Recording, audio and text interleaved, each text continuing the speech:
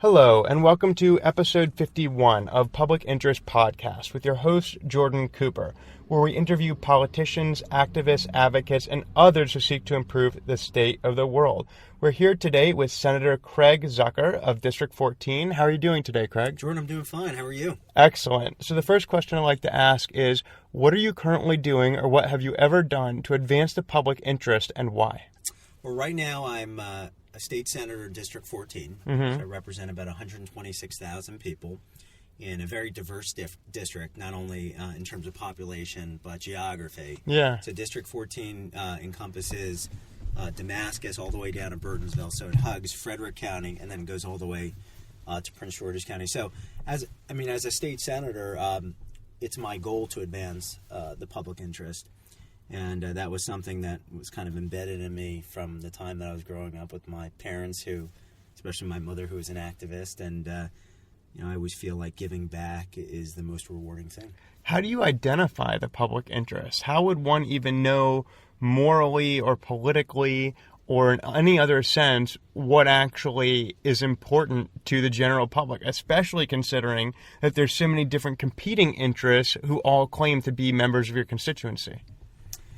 Well, I think for me, the public interest is when you see something wrong and you try to fix it. And a perfect example of that was, I guess it was now 5 years ago. I was upstairs with my wife and we were watching the Today Show. And there was a segment on children who were victims of identity theft. And in this segment, it spoke about a 2-year-old who had been a victim of identity theft. And my wife looks at me and points to the room next door, and that's where our 2-year-old was sleeping. And she said, "What is my delegate going to do about this?" So sometimes the public interest is what you hear from your family, and other public interest is what you think might be in the best interest of the public. So what we did was we created the first of its kind legislation that protected children indefinitely against identity theft. And just for our listeners, Senator Craig Zucker was previously Delegate Craig Zucker. Correct, and I was appointed actually last February. So this February will be my full year in office when Senator Karen Montgomery resigned, and I was appointed last February. So, and then you also, in addition to being a senator, are also employed working with the Comptroller's office. Is that correct? That's correct, yeah. So what are you doing there to advance the public interest? Well, it's a fine balancing act. So first, let me tell your listeners, and I think as your own community activism, that I state many places and many times in any situation I could say is you don't have to be an elected official to be a public servant. So with the Comptroller's office, I feel like I'm still a public servant, but it's not advancing legislation. It's advancing, I believe, things that will help the community. So, for instance, I guess several months ago there was an explosion in downtown Silver Spring with the apartment complex that affected a lot of families in that area. And the comptroller came up with an idea that he wanted to do basically a financial recovery workshop. So he called me. And he said, "Craig, can you, obviously not with your senator hat on, but can you put on your community hat on behalf of my office and organize a community recovery day?"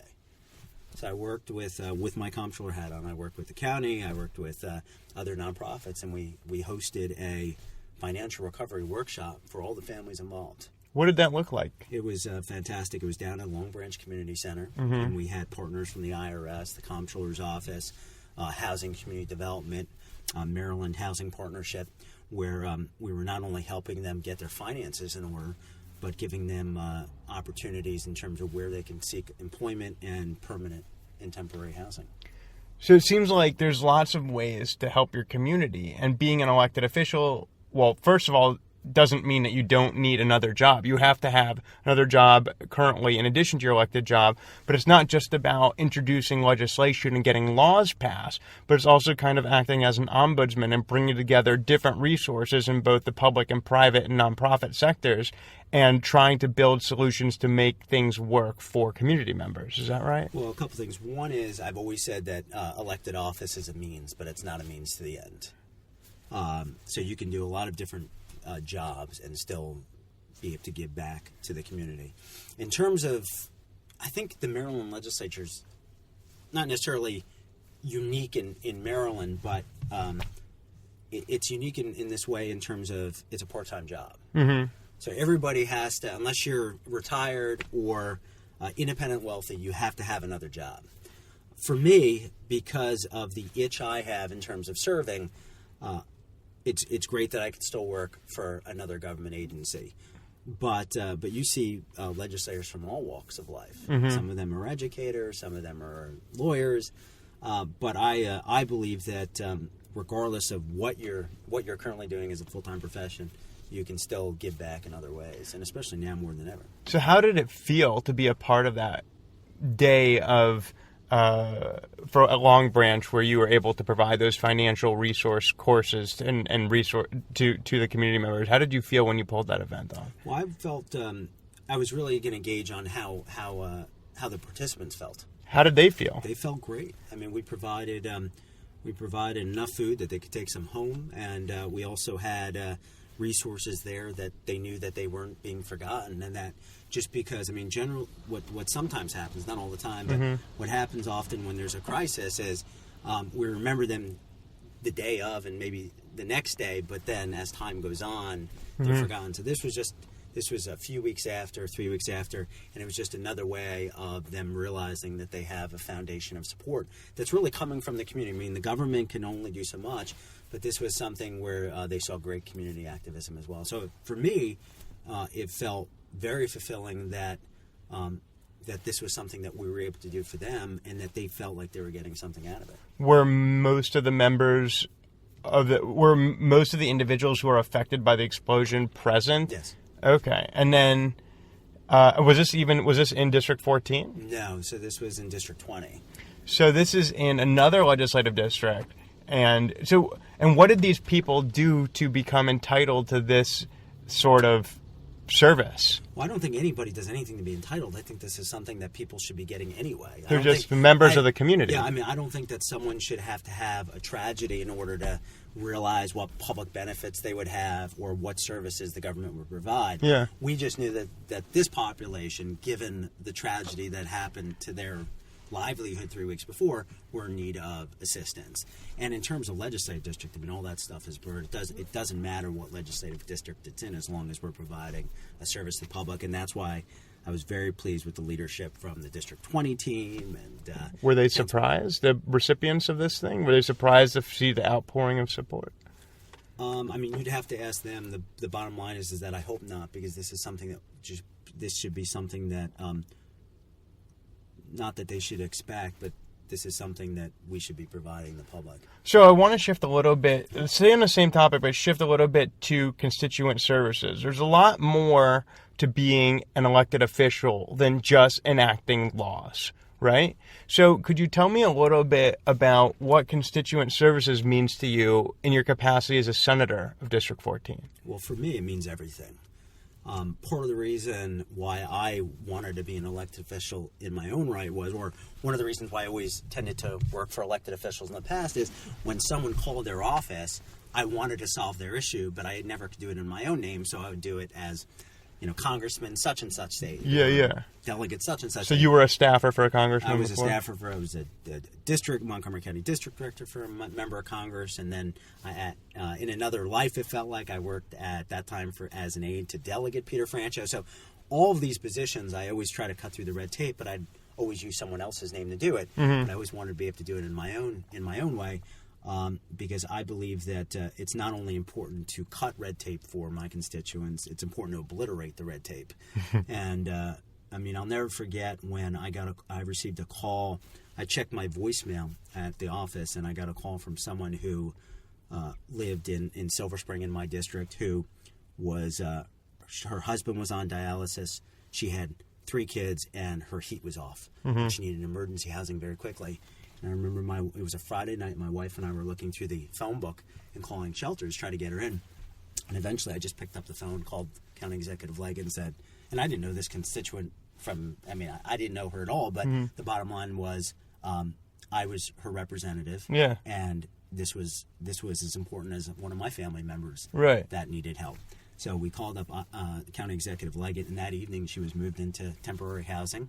And we got her heat on a couple days later, and everything was fine. But that's what I strive for. That's what I live for, and that's what for me fulfillment is as an elected official. Just as background information for our listeners, Senator Zucker just mentioned the name Peter Franchot. That individual used to be a delegate from District 20 in Tacoma Park and later won statewide office as comptroller for the state of Maryland. So Senator Zucker was previously a staffer for Delegate Franchot and currently, in a sense, has remained a staffer for now Comptroller Franchot, even though Senator Zucker also is an elected official. So just to give that background. Thank you, Jordan. So that constituent services really is a big part of the job, and it sounds like getting the job done and making sure that problems are resolved is a big thing for you. So you're able to call County Executive Ike Leggett even though he's in a different level of government, right? Because you are in the state legislature, yet you also were able to leverage relationships with elected officials in other levels of government. Is that common? Well, it should be. I mean, that's how government should work. And when I first ran for the legislature back in 2010, when I ran for the legislature, one of the things I said was based on my relationships with county, state, and federal government, that will only serve as an advantage to the constituents I represent.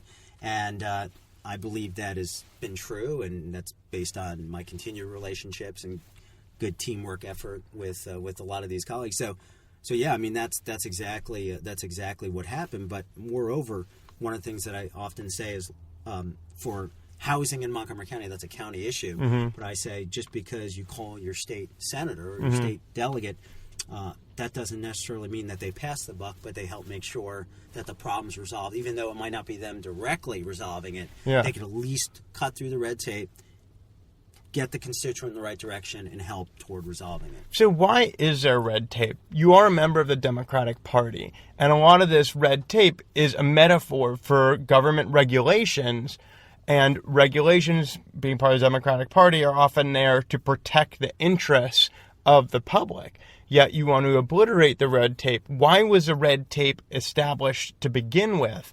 And how do you reconcile your desire to cut through or obliterate the red tape in the name of constituent service, yet also reconcile that with the idea that legislators previously created that red tape for a purpose? Well, some of the red tape that I speak of is just people not knowing where to go. So when someone was calling me about emergency housing, they may not even know where to start. And when I'm talking about someone calling at 9 p.m. at night, they're not necessarily going to be able to pick up their family and go to a human resources district office. So for us, we are part of the red tape, and we want to make sure that we're making government and services accessible. So you're helping them navigate correct current available services. Now, if they already knew where to go, they could pick up the phone and help themselves. But since there's so many different resources that are both nonprofit, NGOs, and government entities for the state and the county and federal, and that may be so confusing and complicated that they rely on you for guidance. I hope so.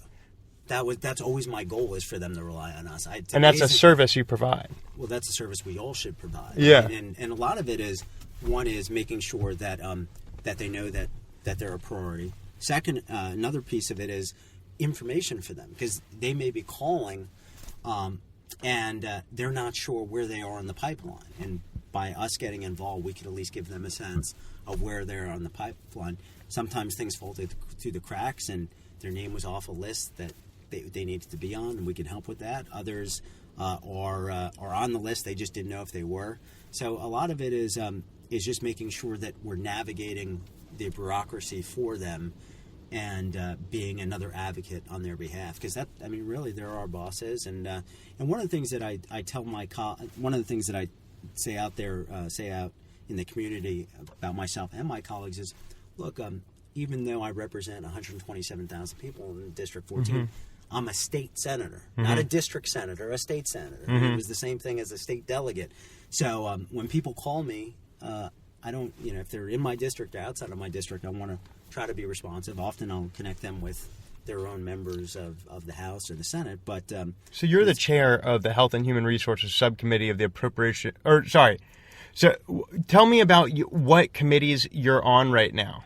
So right now, I was when I was in the House of Delegates, I was chair of the Health and Human Resources subcommittee, which was very, very rewarding. Mm-hmm. But one of the things that I was very proud of, Jordan, is when I transitioned to the Senate. I saw a lot of the things that I was going to miss in the House, and I was assigned, I guess, to basically fill Karen Montgomery's spot on the committee, which I was assigned to the Education, Health, and Environmental Affairs Committee. Now, just so your listeners are reminded, different than Capitol Hill, every delegate and senator are on one standing committee. And only one. And only one, yeah. And so you said, I heard health and education. So let's say somebody from Baltimore City has an issue, and there's a bill which is sitting with your committee, and they're very interested, and they think that you're in a position to, you're the deciding vote here, and they call you, and it may not be, maybe it's not a constituent, maybe it's an advocacy group, and they're calling you up. What do you do when you find out that they don't live in your district? Well, a couple things. One is to the point of the committee that I serve on. One of the what I was going to say was one of the things I was very grateful of, and I thought it was a nice olive branch from the Senate, is 3 days after I came to the Senate, I was appointed as the co-chair of a subcommittee. Huh. And I was appointed as subcommittee chair of health. Huh. Which I thought was very nice and gracious of them. So because it provided a point of continuity for me. Okay. For me on the issues, and I think I'm added value, and I guess they believe that I was added value. So it's myself and Shirley Nathan Pulliam. But when anyone comes, to answer your question, when anyone comes in to advocate on behalf of a bill or an idea, I always want to form some type of relationship with the person who's there. So I'll say, "Where are you from?" And if they say, "Oh, I'm from Baltimore City," I'll often say, "What part? And have you spoken to your delegates and senator about this?" And then I often help them strategize in terms of, okay, well, you're represented by this delegate. Yeah. This delegate would actually be the best person out of your team to talk to, since they'll have a direct influence on this piece of legislation. And when you say team, most Marylanders have 3 delegates representing them, correct? Correct. So most Marylanders have 1 senator and 3 delegates. So, okay, so you're involved in the Senate and you're working on, you are in a unique position where you've been in both the House and the Senate. So can you reflect a little bit on the differences? Obviously, one is larger, one is smaller. There's a very distinguished individual leading the current body that you're in. How do you reflect on the differences in your new role? Sure. Well, a couple things. One is there's 2 distinguished individuals leading both bodies. Right. And, Speaker Bush, who's the Speaker of the House of Delegates, is probably one of the finest men I've ever met. Just a class act, and I think we're better off in the state for having someone like him there. And the Senate President has been, he and I have had a good relationship and what's for the his last name? 20 years. His name is President Mike Miller. And what is remarkable about him in the national scene? Well, for President Miller, he's the longest serving Senate President in the United States. So that's somewhat remarkable. That's remarkable, and I think that just speaks volumes to him in terms of how he's how he's continued to have relationships going, and I think... but you had a relationship with him even when you were in the House? Correct. How is that? Is that normal? I don't know. But I could just tell you that he and I have always gotten along very, very well. Mm-hmm. And I think for me personally, that made my decision to want to seek the Senate seat a little more comforting, just knowing that this was someone that I've come to build a strong relationship with over many years. But to answer your question, Jordan, because it's an interesting one, in terms of how did I feel my transition was, I believe, going from the House to the Senate, and how I view the different bodies. Yeah. So this is my take on it, and I don't know if you'll get this from many other people on your show who have done the same thing. Mm-hmm. But the difference, I believe, is in the House of Delegates, there's less congeniality on the House floor, and more so in the hallway. And in the Senate, there's much more collaboration and teamwork on the Senate floor than there is in the hallway. And the reason why is, in the House of Delegates, when you have a Republican Party who you've got 141 members of the House of Delegates, and often, I guess at this point, the minority party, who's the Republicans, they feel like they need to be very vocal and aggressive on the House floor in order to have their voices heard, because there's so many. In the Senate, they do have a seat at the table. You often have Republicans who are floor leaders on bills, meaning they're the ones who are taking an active leadership role, even if it's a Democratic bill on the Senate floor. And when I say they're less collegial in the hallway, because there's so many fewer of us, we don't see each other as much. In the House, our offices could be right next door to each other, so we'd be interacting all the time, because it even though it's a bigger body, it's much smaller in terms of the universe where we all are interacting. So how have you adapted to that change? For me, it was definitely weird going from the House to the Senate. The best analogy I used was that I grew up playing baseball. I was darn good at playing baseball.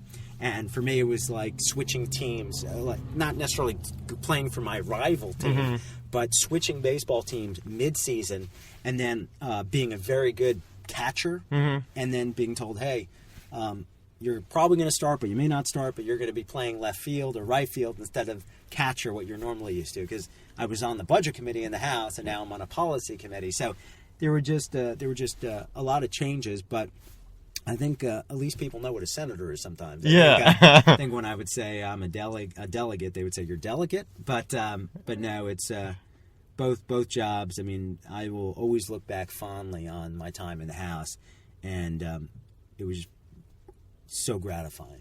Interesting. So what are you trying to accomplish in the Senate? What is it that you really like to do? Or looking back upon your time in the House, what were you able to accomplish? And how do you reconcile that with what promises you made on the campaign trail? It's said that you campaign in poetry and you govern in prose. Is that something that you feel resonates with you? So what I did was when I ran I ran once before in 2002 for the House of Delegates. I was 27 years old, and lost by 300 votes, but always stayed active. So I just wanted your listeners to know, because when I first ran for office in 2010, that's not necessarily factually correct, but how about I say when I first ran for office and was successful, which was 2010, I had my second mailer was a mailer that said an agenda to move you forward. Move us forward. And in this campaign platform, it spoke about things I wanted to accomplish in terms of public safety, education, spending, transportation infrastructure. So all these promises that I made, and not my first session, but my second session, so that would have been 2012, I went through, and I've continued to do it, and systematically gone through those campaign promises and checked them off. Really? Yes, absolutely. And do you feel like your constituents are aware of that? It's yes and no. I mean, it takes resources to let my constituents know what I've done, but I did send out a mailer this last time in 2014 and said, promises made, promises kept. That must have felt pretty good. Of course, that's why I'm in office. So when I make a commitment, I try to make it happen. So as we near the end of the podcast, I'd like to ask you just to reflect on your years in not only elected office, but in public service, and your motivations and the sacrifices you've made, and why you have decided to persist in serving others, even when, as you just acknowledged, you don't always get recognition for the work you've done. The people you're serving sometimes aren't even aware that you've even kept good on your promises, right? So why is it that you keep pushing forward and doing the best you can for your community?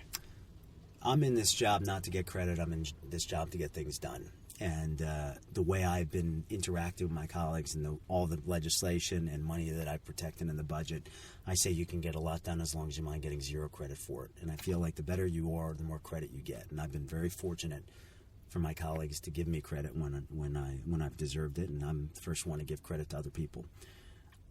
If I can make, and when I've made a difference in just one person's life, that's enough for me to keep going.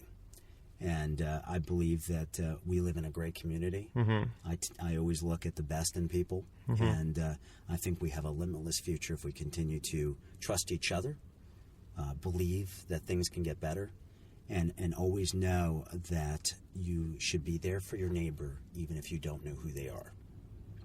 So that is Senator Craig Zucker of District 14 in Montgomery County, Maryland, who has an inclusive and holistic view of what a community is. And basically, it's very simple for Senator Zucker.